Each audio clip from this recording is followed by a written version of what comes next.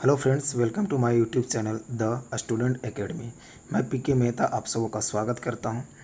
आज हम एक ऐसे टॉपिक पे बात करने जा रहे हैं जो जीके जीएस के जो भी पेपर होते हैं उन पेपर में कुछ ऐसे क्वेश्चंस आते हैं जो काफ़ी ज़्यादा कन्फ्यूज़न होते हैं। तो हम उस प्रकार के सारे टॉपिक को जो कन्फ्यूज़न का सब्जेक्ट है एग्ज़ाम में और जो हमें काफ़ी ज़्यादा परेशान करते हैं बनाने में क्वेश्चंस को, तो उस प्रकार के क्वेश्चंस को हम एक अपने अंदाज में एक सेंटेंस में उसे सजाया है।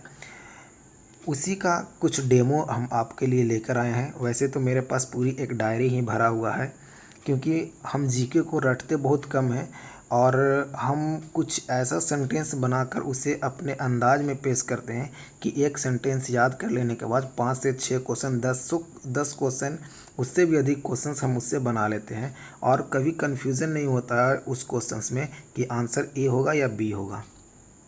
तो उस प्रकार के क्वेश्चंस को बनाने के लिए हमने अपने अंदाज में कुछ सेंटेंस बनाए हैं, जिसके लिए कुछ आज आपके लिए डेमो लेकर आए हैं। जिसमें पहला क्वेश्चन क्या है, पहला जो आपके लिए सेंटेंस लेकर आया गया है, इसे हम नाम दिए हैं मस्त जुगाड़। आप देखिएगा तो आपको भी लगेगा कि बिल्कुल ये मस्त जुगाड़ ही है, क्योंकि ये ऐसा लगता ही है देखने में, पढ़ने में कि ये एक किताबी लैंग्वेज है ही नहीं। ये एक अपने अंदाज में बनाया गया लैंग्वेज है और ये किताब में मिलेगा भी नहीं कहीं पे। ये खुद से बना भी आप भी सकते हैं, मैंने भी बनाया है इसे। तो देखिए बहुत सारी परियोजनाएं हैं और जो विभिन्न नदियों पे हैं, तो उसी से एक छोटा सा इसे ट्रिक कर सकते हैं। एक जुगाड़ है, एक कंसेप्ट है मेरा बनाया हुआ। लिखा हुआ क्या है उसे पढ़ना किस अंदाज में, जो भी सेंटेंस मेरे द्वारा लिखा गया है उसे मैं खुद पढ़ के बताऊंगा इसे पढ़ना किस अंदाज में है और उसमें दिए गए शब्दों का क्या अर्थ है। उसके बाद मैं उसके क्या इम्पोर्टेंस है, उससे क्या क्वेश्चंस बनेंगे वो मैं बताऊंगा। आइए देखते हैं पहला सेंटेंस क्या लिखा हुआ है। पहला सेंटेंस लिखा हुआ है, बगल वाली का 7 दूल्हा लाल नाव से आएगा। क्या सेंटेंस लिखा हुआ है, बगल वाली का 7 दूल्हा लाल नाव से आएगा। अब देखिए यहाँ पे हर शब्द का अर्थ क्या है। बगल वाली का मतलब है बगलिहार परियोजना, 7 का मतलब है सतलज परियोजना, दूल्हा का मतलब है दुल्हस्ती परियोजना, नाव का मतलब है चिनाव परियोजना, चिनाव नदी, और लाल का मतलब है सलाल परियोजना। तो ये जो 4 परियोजना है वो एक ही नदी पर है और वो नदी है चिनाव। तो याद रखना है कि बगलिहार परियोजना, सतलज परियोजना, दुल्हस्ती परियोजना, सलाल परियोजना, ये सभी कौन सी नदी पे है, तो चिनाव नदी पे है। तो इसे एक सेंटेंस में याद रखना है कि बगल वाली का 7 दूल्हा लाल नाव से आएगा।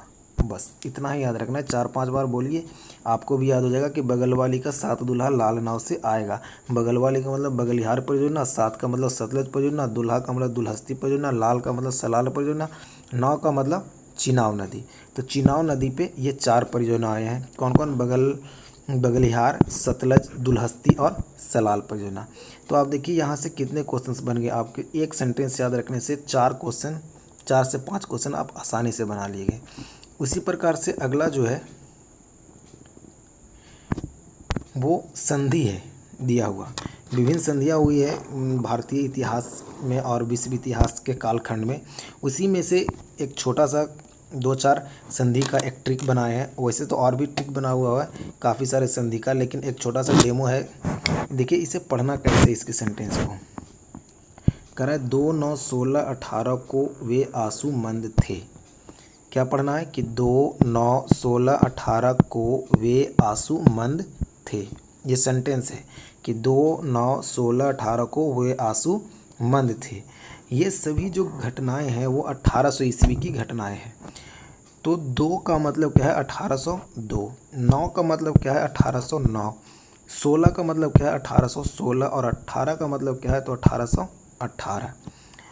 वे का मतलब क्या है, वेसीन की संधि। आ का मतलब क्या है, अमृतसर की संधि। सु का मतलब क्या है, सुगौली की संधि। और मंद का मतलब क्या है, मंदसौर की संधि। तो दोस्त आपको याद क्या रखना है यहाँ से, तो याद ये रखना है ये सिर्फ सेंटेंस को कि 2, 9, 16, 18 को वो आंसू मंद थे। अब देखिए हम रिलेट करेंगे किस प्रकार से इसमें क्वेश्चंस बनेंगे।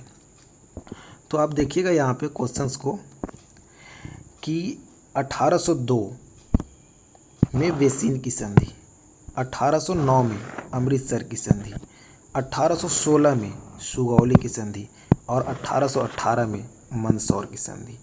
तो अगर आपको ये सेंटेंस याद रहता है कि 2, 9, 16, 18 को वह आंसू मंद थे और ये कालखंड जो है वो 1800 ईस्वी का है, तो आप काफ़ी आसानी से ये क्वेश्चंस बना पाओगे कि वेसीन की संधि कब हुई थी, तो 1802 में, क्योंकि सबसे पहले अमृतसर की संधि कब हुई थी, तो 2 के बाद 9 है, तो 2 1809 में।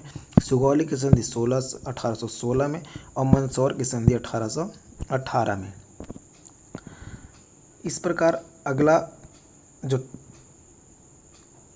थर्ड पॉइंट है वो है कि प्रधानमंत्री, वैसे प्रधानमंत्री जो राज्यसभा के सदस्य रहते हुए कार्यभार संभाले थे, तो उस प्रकार के कितने प्रधानमंत्री हैं जो राज्यसभा से प्रधानमंत्री बने हैं, तो 4 हैं। कितने हैं, 4। अब वो 4 कौन कौन है, इनका नाम कैसे याद किया जाए, तो 4 नाम आप तो याद कर सकते हैं, लेकिन इसे भी एक सेंटेंस में सजाया गया है। याद क्या करना है, आपको ध्यान रखना है कि पढ़ना किस प्रकार से है इसे, तो हम पढ़ के बताते हैं आपको।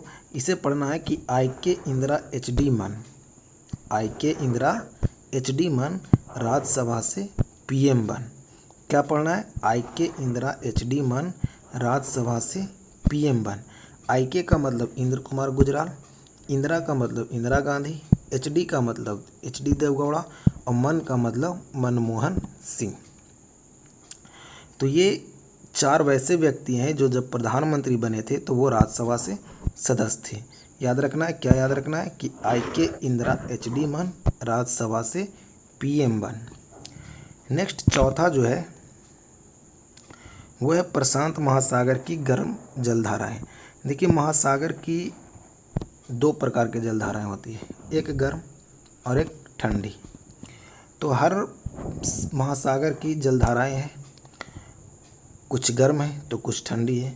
और इस प्रकार के क्वेश्चंस जब आते हैं एग्ज़ाम में तो ये भी काफ़ी ज़्यादा परेशान करते हैं। तो हमने सारे महासागर के जलधाराओं का ट्रिक बना कर रखा है। तो यहाँ पे हम सिर्फ आपके लिए एक ही लेकर आए हैं, प्रशांत महासागर की जलधाराएं, और वो भी कौन सी, तो गर्म जलधाराएं। तो हमें यहाँ से क्वेश्चंस 2 प्रकार से याद करने होते हैं। एक तो ये जलधारा किस महासागर की है और वो गर्म है या ठंडा है।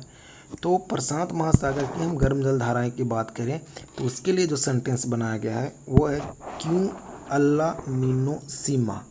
एक बार में यहाँ तक पढ़ना है, क्यों अल्लाह नीनो सीमा और गर्म करना प्रशांत का जीमा। कैसे पढ़ना है सेंटेंस को, क्यों अल्लाह नीनो सीमा गर्म करना प्रशांत का जीमा। तो देखिए यहाँ पे क्यू का मतलब हो गया क्यूरोसियो की जलधारा, अल्लाह का मतलब हो गया अलास्का की जलधारा, नीनो का मतलब हो गया अल्नीनो की जलधारा और सीमा का मतलब हो गया सुसीमा की जलधारा। और ये सभी जलधाराएं जो है वो गर्म जलधाराएं हैं और ये प्रशांत महासागर की जलधाराएं हैं। तो आपसे जब क्वेश्चंस आता है एग्ज़ाम में कि अलास्का की जलधारा किस महासागर की जलधारा है, तो प्रशांत महासागर की जलधारा है। क्वेश्चन ऐसा भी पूछता है कि प्रशांत महासागर की निम्नलिखित में से कौन सी जलधाराएं ठंडी है या गर्म है या कौन सी ठंडी नहीं है। तो आपको अगर इस प्रकार से याद रहेगा तो आप क्वेश्चंस को किसी भी प्रकार से घुमाकर पूछा जाए, गर्म पूछे, ठंडा पूछे, है या नहीं है, प्रशांत महासागर का पूछे, अटलांटिक महासागर का पूछे, हिंद महासागर का पूछे, हमने सारा बना के रखा है। तो हम आपको वो आगे भी प्रोवाइड करेंगे। तब तक के लिए इसे याद कीजिए कि प्रशांत महासागर की गर्म जलधाराएं कौन सी है, तो क्यों अल्लाह नीनो सीमा गर्म करना प्रशांत का जीमा। अब कहिएगा इतना ही नहीं और भी है, तो और भी जो है उसको याद करने का बेहद आसान तरीका है कि आपको याद रखना क्या है कि ये अगर पृथ्वी है और ये भूमध्य रेखा है, जिसे विषुवत रेखा कहते हैं, पृथ्वी पर का सबसे बड़ा वृत्त कहते हैं, विषुवत रेखा से ध्रुव की ओर चलने वाली जलधाराएं गर्म जलधाराएं होती है, और विषुवत रेखा अगर ध्रुव से विषुवत रेखा की ओर जलधाराएं आ रही है तो वो ठंडी जलधाराएं होती है। तो अगर विषुवत रेखा का नाम के साथ अगर जलधारा का नाम आए तो वो गर्म जलधारा हो जाएगी, या विषुवत रेखा के पास वाले देश के नाम जैसे ब्राज़ील की जलधारा पूछते तो वो गर्म जलधारा है। तो याद रखना है कि जो विषुवत रेखा से ध्रुव की ओर चलती है जलधाराएं वो गर्म होती है, और ध्रुव से विषुवत रेखा की ओर चलने वाली जलधाराएं ठंडी होती है। तो इस प्रकार से आप इसे याद रख सकते हैं। हम और भी आपके लिए ये सारे एक एक छोटा छोटा वीडियो बनाकर लेकर आएंगे। उसके बाद है 5 नंबर टॉपिक। 5वां टॉपिक क्या करें प्रस्तावना में दिया गया शब्द का क्रम। देखिए प्रस्तावना को आप जब पढ़ेंगे तो प्रस्तावना में लिखा हुआ है हम भारत के लोग भारत को एक संप्रभुत समाजवादी धर्मनिरपेक्ष लोकतांत्रिक गणराज्य बनाने के लिए, इस प्रकार से कुछ आगे लिखा हुआ है। तो जो बीच का जो अभी लाइन हमने बोला कि हम भारत को लोग भारत को एक, यहाँ से जो शब्द हैं संप्रभुता समाजवादी धर्मनिरपेक्ष लोकतंत्र और गणराज्य, इसे एग्जामिनेशन में आता है क्रम से सजाने के लिए। तो कहीं पे आपके पास 4 ऑप्शन होंगे, तो किसी में समाजवाद को पहले कर देगा, किसी में धर्मनिरपेक्ष को पहले कर देगा, किसी में लोकतंत्र को पहले कर देगा, किसी में गणतंत्र को पहले कर देगा, और किसी को सही क्रम में सजा कर रख देगा। तो 4 ऑप्शन उस प्रकार से मिलते हैं जिसमें थोड़ी सी परेशानियाँ होती है सजाने के लिए। लेकिन जब आप ये सेंटेंस को याद रखिएगा तो आप काफ़ी आसानी से 4 ऑप्शन में से 3 को एलिमिनेट कर दोगे और एक को आप सिलेक्ट कर लोगे। तो याद क्या रखना है इस सेंटेंस के लिए कि प्रभु समाज धर्म लो। क्या याद रखना है? प्रभु समाज धर्म लो। याद रखना है प्रभु समाज धर्म लो। प्रभु का मतलब संप्रभुता, समाज का मतलब समाजवाद, धर्म का मतलब धर्मनिरपेक्ष, लो का मतलब लोकतंत्र, इसके बाद आता है गणतंत्र। तो अगर आपने ये सेंटेंस याद रखा है कि प्रभु समाज धर्म लो, तो बस ऑप्शन में मिलाएंगे कि संप्रभुता किस में है, समाजवाद, संप्रभुता के बाद समाजवाद किस में है, समाजवाद के बाद धर्मनिरपेक्ष किस में है, और धर्मनिरपेक्ष के बाद लोकतंत्र किस में है। धर्मनिरपेक्ष के स्थान पर पंथ निरपेक्ष भी लिखा हो सकता है। दोनों ही सिमिलर वर्ड है, बस दोनों में थोड़ा सा एक कॉमन डिफरेंस है। जब मैं पॉलिटिकल साइंस आपको पढ़ाऊँगा लूसेंट का, तो उसमें हम बताएंगे कि धर्मनिरपेक्ष और पंथ निरपेक्ष में वो कॉमन डिफरेंस क्या है। तो इस प्रकार से आप क्वेश्चंस को आंसर कर ले जाओगे। जो कन्फ्यूजन क्वेश्चन है उसे भी आप बिल्कुल अपने अच्छे एक्यूरेसी के साथ और 100% एक्यूरेसी के साथ आप बना सकते हो, जिससे गलत होने के चांसेस नहीं के बराबर हो जाते हैं।